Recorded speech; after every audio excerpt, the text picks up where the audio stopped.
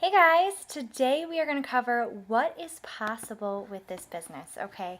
So lots of coaches get into the business and they are either a little skeptical, they're not sure of what can actually be possible with the business. And then you have the opposites who are the big dreamers who think that they're going to get rich quick and not have to put too much effort in. I'm sorry to tell you, this is a business, okay? It works like any other business in the rest of the world. In order to get something out of it, you have to put the effort in. Like I said in video one, in order to be successful, you have to be the person who is making yourself successful. Whether you succeed or fail, it's up to you.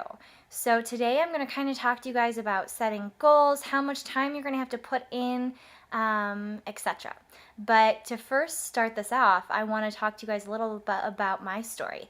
Whether you're someone who is my personally sponsored coach, or if you are someone in my downline, or someone who just is coming across this video, I signed up as a coach back in 2009, and I was 30 pounds overweight, postgraduate with a degree in nutrition, had just broken up with a loser, I call him the loser boy, and I didn't know what I wanted to do with my life. I just knew that I was in a really unhappy place. And I'm sure you guys all see me as this positive, motivated, lots of energy type girl. But at that time, I was not myself. I was probably the lowest I've ever been in my whole entire life. And I decided to make a change. I met Janelle Summers, and she said, Meg, you would be a great coach. You have the background in it, and I just think that you would be great at this. And I was very skeptical. I was like, there's no way I'd be good at this. And then I signed up as a coach, and I didn't do anything with it for probably a good 6, 7 months. And then something just clicked, and I decided, I'm going to start putting a little bit of effort in it. And when I started applying the things that Janelle told me to do that you're going to learn in this training, through the next 2 weeks, I went emerald within 2 weeks, and then 2 months later, I was making an average to $100 to $200, just kind of, dabbling in it as a hobby as I was going to school full time for my master's in public health nutrition and working on my own fitness goals and everything. Mind you, I was 30 pounds overweight and still, not feeling good about myself. And through coaching, I was able to lose the 30 pounds and have that accountability. But then within 5 months of really actively working it, I was averaging between 300 to 500 a week. Then a year into it, 500 plus a week. Then 2 years, 1,000 plus. And that's when I was able to quit my full-time job at the local YMCA and take Beachbody on full time. And now I'm averaging, 3 years into it, working it pretty consistently. I am making 5,000 plus.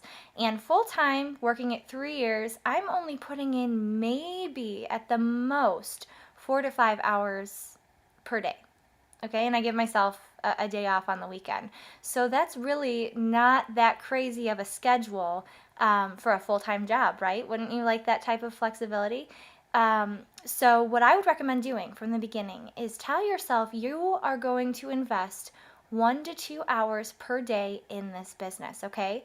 And looking at your schedule, you might have a crazy schedule with kids and having to get up to work and work out and everything, trying to juggle everything. What I would recommend doing is maybe waking up an hour earlier to get that work time in, or during your lunch hour. When I was working at the Y and I wanted to make this my full-time thing, I would close my door during lunch, and I know it's not good to eat and multitask, but I was multitasking and answering people on Facebook and eating at the same time.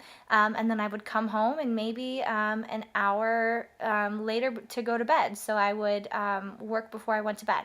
So whatever works for you, but you have to make sure that it's focused time that you're putting in. Okay, if you catch yourself doing the news feed scroll, get off the computer, stop that timer or whatever you set for your work time, and do something else and then come back. Because when you're working this business, you need to be solely working on this business. And I'll have a power hour type list that I'll go through in this training in one of these videos. Just wait for it. But you got to make sure that you really, really have focused time. And you got to figure out how much you want to invest. Because if you're wanting to make this a full-time career, you're going to have to be consistently putting in 1 to 2 hours every single day. If you just want to make it a hobby and maybe just get a little bit of extra money, that's okay. You don't have to put as much time. Maybe a half hour to an hour every single day to able to make some money out of that. But what you invest in it is what you're going to get out of it. Okay, it's not one of these get rich quick schemes. Okay, you have to put the time and effort into it, and you need to figure out what your whys are and make them match how much time you want to put into this business. For me, I wanted to quit my full-time job and start providing for my future family that will be here in a year or two. And so I knew that I needed to really put in that focused 4 to 5 hours every single day. And when you're doing that time, I'll be helping you figure out what you need to actually do. So make sure that you know what's possible. I mean, look at the coaches: Mindy Wender, Lindsay Matway.